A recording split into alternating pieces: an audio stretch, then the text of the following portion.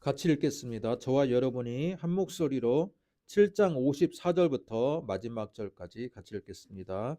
그들이 이 말을 듣고 마음에 찔려 그를 향하여 이를 갈거늘 스데반이 성령 충만하여 하늘을 우러러 주목하여 하나님의 영광과 및 예수께서 하나님 우편에 서신 것을 보고 말하되 보라 하늘이 열리고 인자가 하나님 우편에 서신 것을 보노라 한데 그들이 큰 소리를 지르며 귀를 막고 일제히 그에게 달려들어 성 밖으로 내치고 돌로 칠세 증인들이 옷을 벗어 사울이라 하는 청년의 발 앞에 두니라.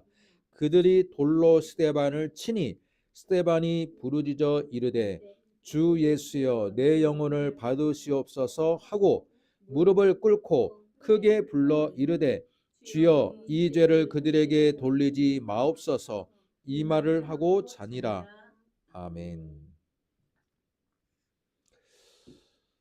사도행전 7장의 말씀을 우리가 함께 읽었습니다. 이 말씀을 가지고 방어 기제와 선택이라는 제목으로 우리가 말씀을 듣도록 하겠습니다.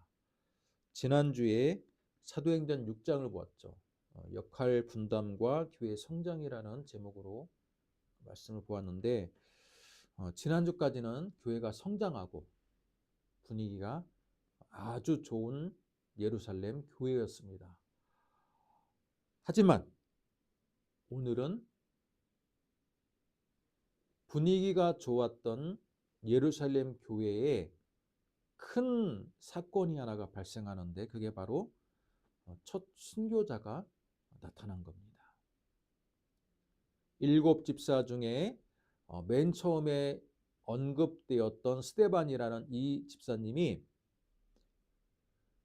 가장 먼저 순교의 잔을 마시게 되었고 이 순교를 통해서 교회가 본격적으로 핍박을 받는 시대에 이르게 되었다라고 볼 수 있습니다. 목사님, 순교는 순교인데 왜 설교 제목이 방어 기제와 선택입니까? 라고 질문할 수도 있습니다. 명절을 앞둔 주일인데 방어 기제에 대해서 잠깐 우리가 한번 살펴보고 말씀을 듣도록 하겠습니다. 여러분, 명절 되면 차가 막히는 것이 가장 먼저 연상되지 않습니까? 지금은 그래도 대한민국의 차가 훨씬 옛날보다 많아졌지만 그래도 명절이라는 기간이 길다 보니까 교통이 한꺼번에 몰리는 시간이 적은데 제가 어렸을 때를 기억하면요. 굉장히 휴일이 적고 명절도 짧았어요. 그래서 사람들이 한꺼번에 모입니다. 자가용이 없는 사람은 직행버스든 고속버스에 그냥 간신히 막 콩나물 시루처럼 매달려서 이렇게 갔던 기억도 저는 중학생 시절에 나기도 하고요. 하여튼 명절이 되어서 지금 차가 밀린다고 우리 한번 생각해 보겠습니다. 여러분이 내비게이션이 있고 T맵을 찍고 가지 않습니까? 그런데 내비게이션에서 항상 밀리는 고속도로로만 가라 그래요.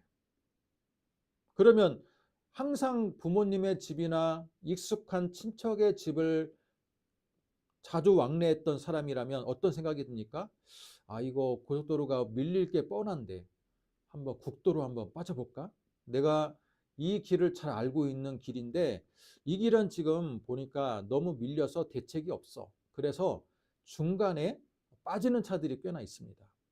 T맵에서는 내비게이션은 항상 고속도로로 가라 그러는데 사람들은 여러 가지의 정체 현상을 빚게 되면 머리를 쓰게 됩니다. 그래서 고속도로로 이제 국도로 빠지고 자기가 알고 있는 샛길로 갑니다. 그런데 그 생각을 나만 하는 게 아니죠. 나만 하는 게 아니에요. 다른 사람도 비슷한 생각을 하는 거예요. 그러다 보니까 샛길이나 국도도 막혀요. 나중에 어떻게 됩니까?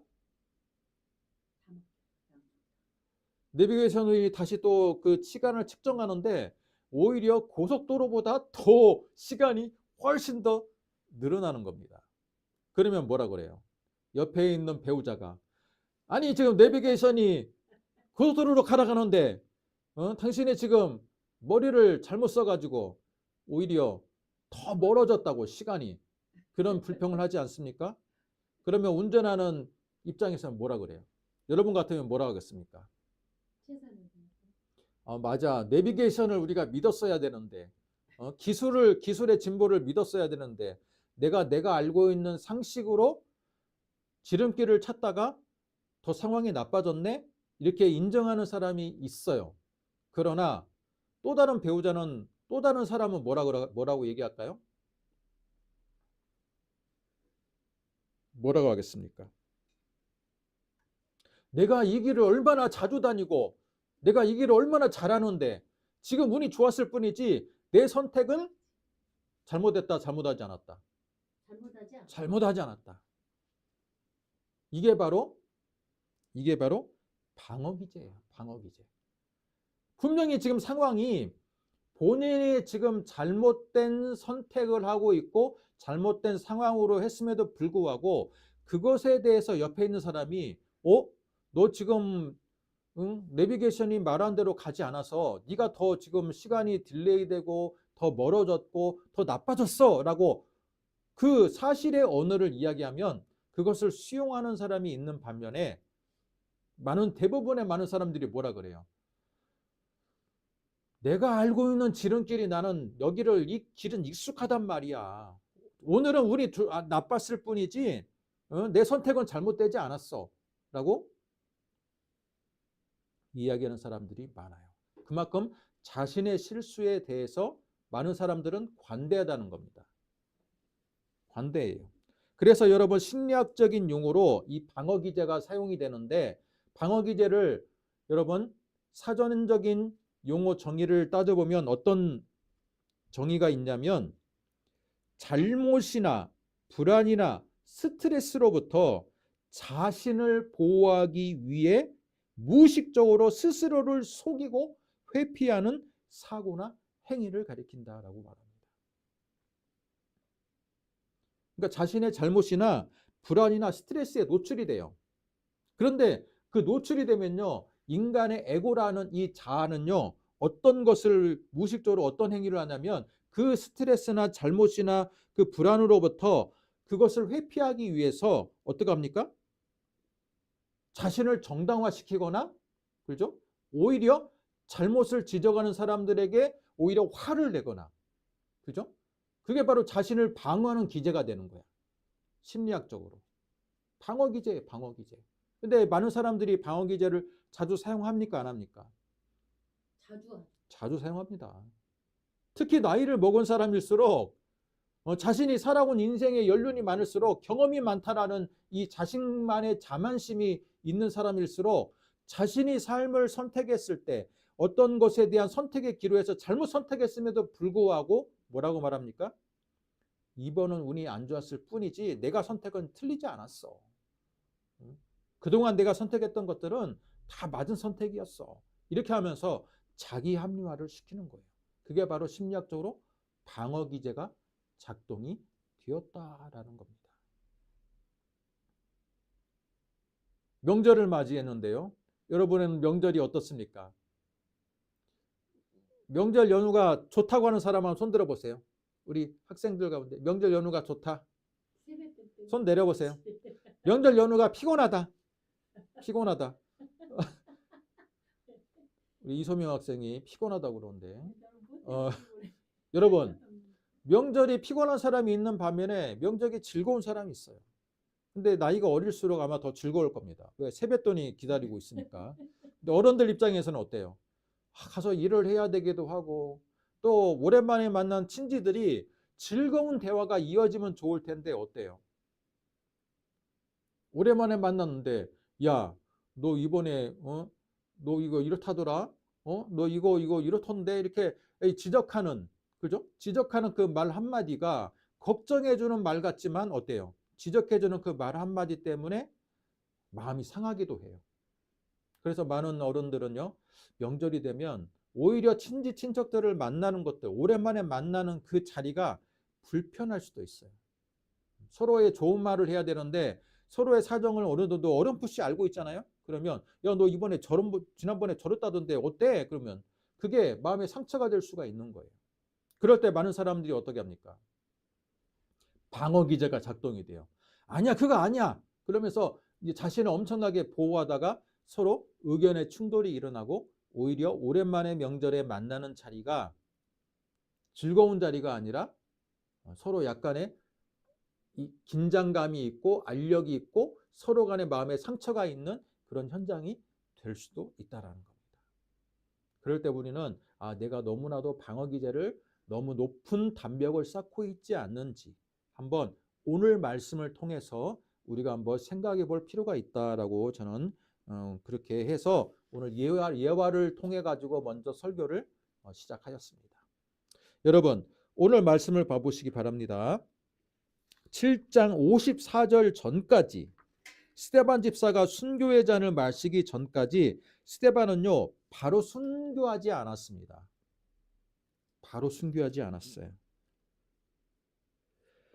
7장 1절에 대제사장이 이르되 이것이 사실이냐?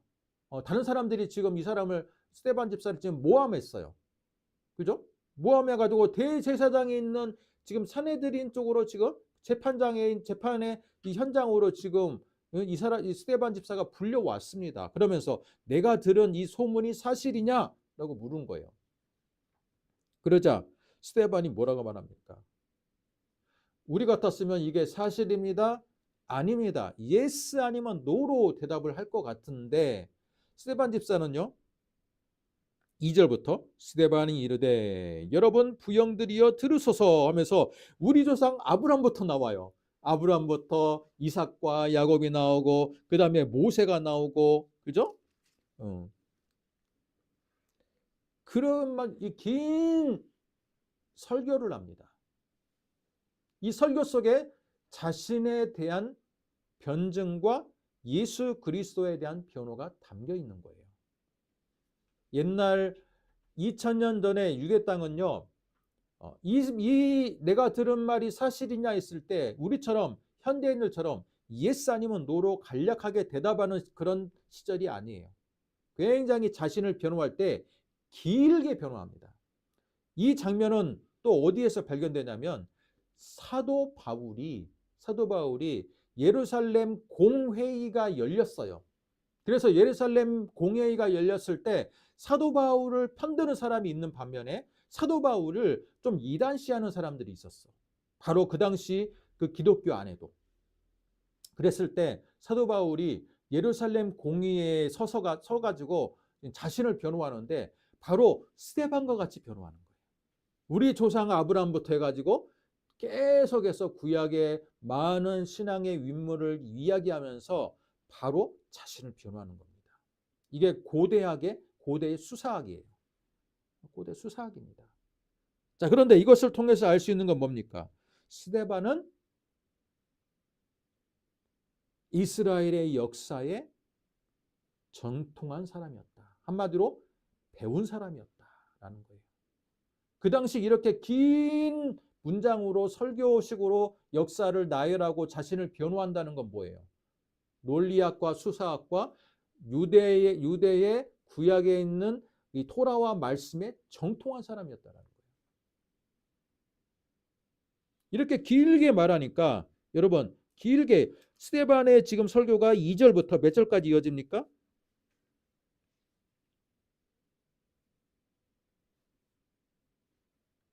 53절까지 이어져요. 53절. 자, 그런데 긴 것을 다 볼 필요는 없고요. 바로 오늘 본문의 54절 바로 앞에를 보겠습니다. 51절부터 53절까지 제가 읽어드립니다. 목이 곧고 마음과 귀에 할례를 받지 못한 사람들아 너희도 너희 조상과 같이 항상 성령을 거스리는구나. 너희 조상들이 선지자 중에 누구를 박해하지 아니하였느냐. 의인이 오시리라 예고한 자들을 그들이 죽였고 이제 너희는 그 의인을 잡아준 자요 살인한 자가 되나니 너희는 천사가 절한 율법을 받고도 지키지 아니하였다 하니라. 여러분 스데반 집사가 말하는 건 어때요? 어조가 어떻습니까? 굉장히 강한 어조예요. 이 목이 곧고 마음과 귀에 할례를 받지 못한 사람들하는 건요. 이건 지금 구약의 전형적인, 그죠? 하나님에 대해서 반역하는 사람들, 반역한 하나님의 백성에 대한 전형적인 표현인 겁니다.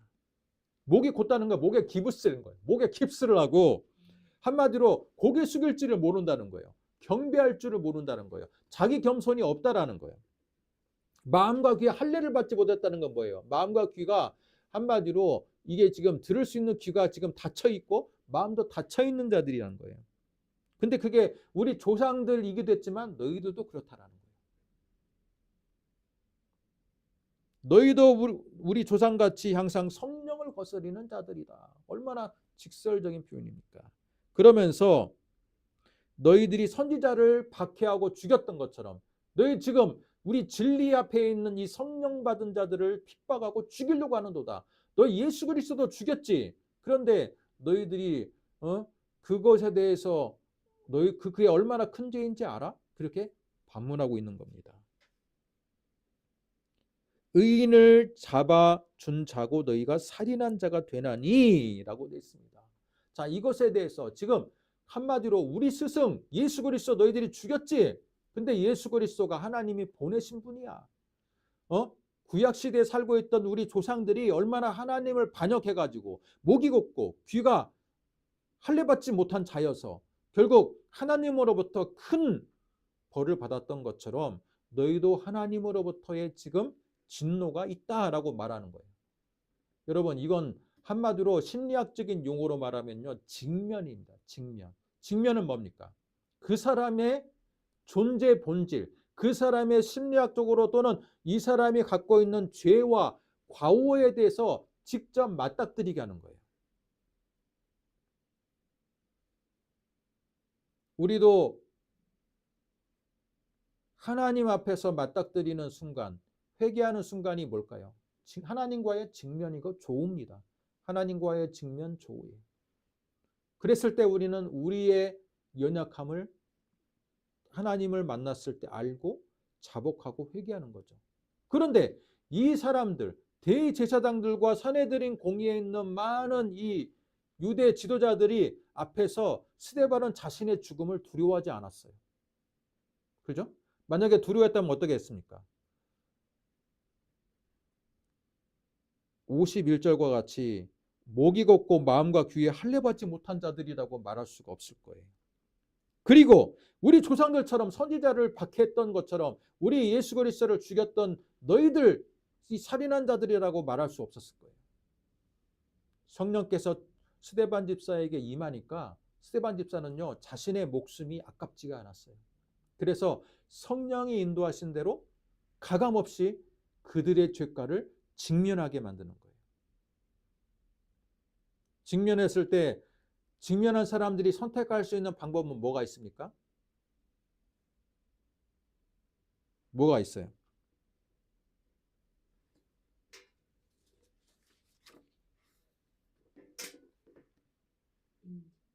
첫 번째는 인정입니다. 인정하고 자복하고 회개하는 거예요. 그래, 우리가 그분이 하나님의 아들인 것을 우리가 몰라봤다. 미안하다. 죄송하다. 무릎 꿇고 회개하는 방법이 있어요. 그분의 부활을 우리는 직접 목격하지 못했지만 네가 목숨 걸고 이야기하고 그분의 부활을 보았다는 수백 명의 사람들을 우리가 증언을 보았다. 잘못했다. 회개합니다. 라고 인정하는 방법이 있습니다. 두 번째 방법은 뭐가 있습니까? 심리학적인 용어로 방어 기제를 선택하는 거예요. 자신이 잘못했다는 것이 드러났어. 그럼에도 불구하고 그걸 인정하기가 싫어요. 왜요? 그동안 내가 받아왔던 명성에 스크래치를 내고 싶지 않아. 내가 받은 이 지위와 명성에 자존심이 상하고 스크래치가 날 것 같으니까 그것을 방어하기 위해서 어떤 기제를 씁니까? 직언을 하고 직면의 기술을 쓰고 있는 이 스데반 집사에게 아니야, 네가 틀렸어 라고 말하는 거예요. 자신들이 가지고 있는 직위를 이용해서 어떻게 합니까? 54절을 보세요. 그들이 이 말을 듣고 마음에 찔려 그를 향하여 이를 갈았다. 마음에 찔려에 해당하는 단어 디아프리오라는 이 헬라어 단어는요. 그 뜻이 뭐냐면 톱으로 켜서 두 동강이를 내다는 거예요. 마음에 찔렸다는 건 뭐예요? 톱으로 잘라서 두 동강이를 낼 만큼 그들의 양심을 찌르고 정면으로 관통했다라는 거예요. 그랬을 때 사람들은요, 인정하기보다는 어떻게 합니까? 방어 기제를 사용해요. 내가 잘못했던 게 드러나면요, 그걸 인정하기보다는 방어 기제를 사용합니다. 아니야, 네 말이 틀렸어. 아니야, 네 말이 틀렸어. 네가 뭔데 나를 가르치려 들어. 지금 이들의 반응은 그거예요. 네가 뭔데 나를 가르치려. 나는 대제사장이고 여기 옆에 있는 사람들은 유명한 바리새인들인데 한낱 평신도에 불과한 네가 우리를 가르치려 들어? 우리를 추궁을 해? 그런 방어 기제의 심리가 작동하는 겁니다. 그래서 어떡합니까? 그들이 이 말을 듣고 마음에 찔렸다. 이를 갈았어. 그리고 56절 그럼에도 불구하고 스데반은 이들이 이를 갈거나 또는 마음에 찔려하거나 방어 기제를 지금 작동하려고 하는 거랑 상관없이 스데반 집사는 뭐예요? 성령이 충만하여 하늘을 우러러 주목했다. 주목하여 보고는 뭡니까? 하늘을 딱 보니까 예수 그리스도께서 자신을 지금 지켜보고 있는 것을 보고 봐라 하늘이 열리고 인자가 하나님의 우편에 있는 것을 내가 지금 보노라라는 거예요. 그러자 귀들이 이제는 더 이상 못 참는 거예요. 소리를 지르고 야 저 입 막아 그러면서 돌을 들어가지고 돌을 치는 겁니다. 스데반 집사는 돌에 맞으면서도 어떻게 합니까? 주 예수여 내 영혼을 받으시옵소서. 주 예수여 내 영혼을 받으시옵소서. 마음에 찔려라는 단어가요. 여러분 여기에도 등장하지만 7장 54절에도 등장하지만 사도행전 2장에도 등장합니다. 자, 2장 7절을 찾아보겠습니다. 2장 7절. 여러분 2장 7절을 한번 찾아보겠습니다.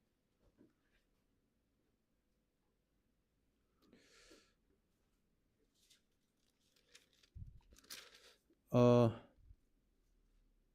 37절이죠. 자, 2장 37절. 자, 같이 한번 읽습니다. 그들이 이 말을 듣고 마음에 찔려 베드로와 다른 사도들에게 물어 이르되 형제들아 우리가 어찌할꼬 하거늘 베드로가 이르되 너희가 회개하여 각각 예수 그리스도의 이름으로 세례를 받고 제사함을 받으라 그리하면 성령의 선물을 받으리니라고 되어 있습니다. 여러분 2장 37절과 38절에서의 마음에 찔려는 그들이 직면했을 때 야 너희들이 갈릴리 나사렛 예수를 십자가에 못 박은 자야 라고 베드로가 설교했어요. 그렇게 직면하게 만들었어 하나님과. 그랬을 때 그들이 마음에 찔렸을 때 반응이 어때요? 형제들아 내 죄가 드러났는데 우리가 어찌할꼬 어찌하면 좋겠느냐. 여러분 직면해가지고 이들은 인정했어요. 자신의 죄가를 인정하고 회개했어요. 그 결과 어떻게 됐습니까? 41절 그 말을 받은 사람들은 세례를 받음에 그날의 신도의 수가 3,000이라도 하더라. 여러분 회개했어요. 자신의 과오를 인정하고 회개하는 자에게는 진짜로 어떤 복이 있느냐? 그죠? 성령이 임하고 하나님의 자녀가 되는 복이 있어요. 똑같이 마음에 찔려가 있어. 2장 37절에도 마음에 찔려 인정했어. 그러나 오늘 말씀에 나오는 마음에 찔려는 어떻습니까? 7장 54절에 마음에 찔려는 어때요? 그들이 이 말을 듣고 마음에 찔려 그를 향하여 이를 갈았다. 2장과 7장의 차이는 뭐예요? 2장은 일반 유대인들이에요. 그런데 7장에 있는 사람들은요. 대제사장을 위시한 고위 관료들이고 학자들입니다. 그들은 뭘로 자신들의 자존감을 높이고 있어요? 지위, 학식, 집안, 부, 명성으로 자신을 두르고 있어요. 두르고 있는 사람한테 직원이 들어오니까 어때요? 인정하기보다는 자신들이 마음에 찔리는 것에 대한 방어 기제가 작동이 됩니다. 야, 저 사람 빨리 없애. 그거 통해 가지고 마음에 찔리는 그 상황을 회피하는 거예요.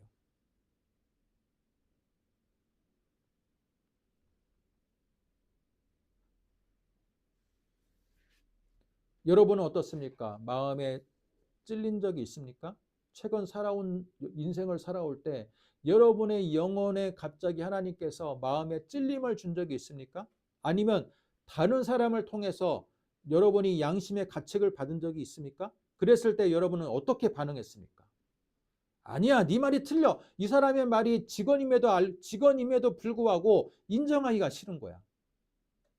야, 네 말이 틀렸어. 네가 잘 몰라서 그래. 우리는 그 말을 입에 달고 살지 않습니까? 명절이 돼가지고 친척들 오랜만에 이제 만나는데 친척들이 자기도 모르게 이제 마음에 있는 말을 해요. 야, 너 어렸을 때부터 같이 자랐으니까. 그런데 그게 마음에 찔리는 말임에도 불구하고 우리는 인정하기가 싫은 거야. 그래서 여러분 명절이 되면요. 오히려 명절이 일가 친척을 만나고 부모님 만나서 즐거운 명절이 되는 가정도 있지만 많은 가정들이 어때요? 명절이 되면 싸워. 싸우는 이유가 뭡니까? 서로를 잘 아니까 갑자기 서로에 대해서 조언 아닌 조언을 해준다고 그 한마디가 마음에 찔렸음에도 불구하고 그것에 대해서 내가 순순하게 인정하고 그것에 대해서 그냥 용납하면 되는데 그러고 싶지가 않은 거야. 야, 네가 뭘 한다 그래? 그러면서 그 직원조차도 인정하지 않고 자기 방어 기제를 두르는 거예요. 자기 방어 기제를 두르는 사람일수록 여러분 컴플렉스가 많은 사람이에요. 컴플렉스가 많은 사람이에요. 여러분은 어때요? 예수를 믿음에도 불구하고 자기 방어 기제를 가지고 계속 두르면서 인생을 살고 있지는 않습니까? 명절을 맞이하는데 우리 동생들 만나고 일가 친척을 만남에도 불구하고 저 사람이 나를 혹시라도 뭐라고 평가할까봐 나라고 하는데 뭐 한마디를 할까봐 그냥 참여하기 싫고 회피하고 싶고 방어 기제를 통해 가지고 빨리 명절이 지나갔으면 좋겠다라고 생각하는 여러분들 있습니까? 그렇다면 내려놓으세요. 차라리 2장 37절에 나오는 3천 명이 회개했던 예루살렘의 거민들처럼 그래, 나 잘못했어. 그래, 나 이렇게 부족한 사람이야. 인정해버리고 사시는 게 얼마나 편해요. 근데 많은 사람들은 인정하지 않아. 아니야, 네가 잘못 알고 있어. 네가 지금 상황을 몰라. 그러면서 방어 기제를 통해 가지고 인생의 직면을 또는 하나님과의 직면을 계속해서 회피하는 인생을 살고 있는 사람들이 우리 주변에 많다라는 겁니다. 여러분은 어떤 사람입니까? 여러분은 직면했을 때 어떤 사실에 대해서 직면했고 내가 실수했다는 게 드러났을 때 그것을 순순히 인정하고 고쳐나가는 사람입니까? 아니면 방어 기제를 통해서 본인의 과오를 계속해서 회피하고 자신을 정당화하고 합리화하면서 살고 있습니까? 예수를 믿는다는 것은 내 안에 나의 약점을 직면했을 때 그것까지도 내려놓을 수 있는 사람이 예수를 잘 믿는 사람이다 라고 볼 수 있습니다. 이번 명절에 누군가 내 마음을 찌르거나 또 마음에 뭔가에 직면하게 사실에 대해서 나의 부족한 부분을 직면하게 만드는 일가 친척이 있다면 그것에 대해서 괜히 얼굴을 붉히거나 방어 기제를 통해서 회피하려고 하기보다는 그냥 잠시 멈춰서 하나님께서 나의 약한 부분을 저 사람의 입을 통해서 이야기하게 하는구나 라고 그렇게 생각한다면 크게 얼굴 붉힐 리도 없고 오히려 명절이 어때요? 더 즐거워지지 않을까라는 생각을 해보았습니다. 스데반 집사에게는 지금 자기가 순교의 현장이 죽음의 현장이고 저주의 현장이지 않습니까? 그런데 어때요? 많은 사람들은 스데반 집사를 어떻게 기억합니까? 저 사람 불행하게 죽었어. 여러분 돌에 맞아 죽은 사람을 본 적이 있습니까? 없습니까?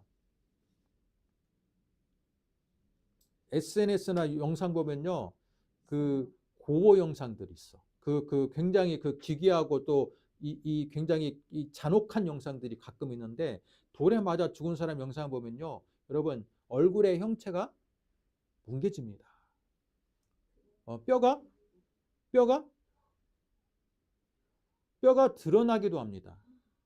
그런데 그 다른 사람들은 스데반 집사가 이렇게 잔혹하게 죽임을 당한 것에 대해서 어떻게 생각합니까?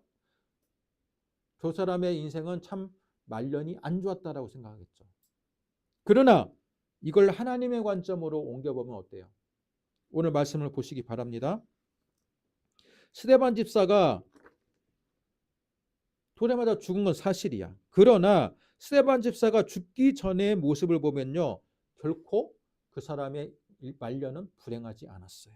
55절, 성령에 충만하여 하늘에 있는 영광, 하늘 보좌 우편에 있는 예수 그리스도를 그가 영안으로서 바라보았고요. 그리고 주 예수여 내 영혼을 받으시옵소서. 그죠? 하나님께로 내가 주 예수 곁으로 간다라는 믿음 가운데서 아주 훌륭한 기도를 하고 있습니다. 그리고 나서 이 말을 하고 자니라. 성경에서 잔다라는 표현은요, 정말 의미가 있는 표현이죠. 많은 사람들이 스데반 집사의 죽음을 죄값으로 인한 죽음이라고 기억했지만 하나님은 그렇게 보지 않았어요. 오히려 순교를 통해서 교회가 더 성장하고 교회가 더 부흥하는 아이러니한 역사가 발생하게 되는 겁니다.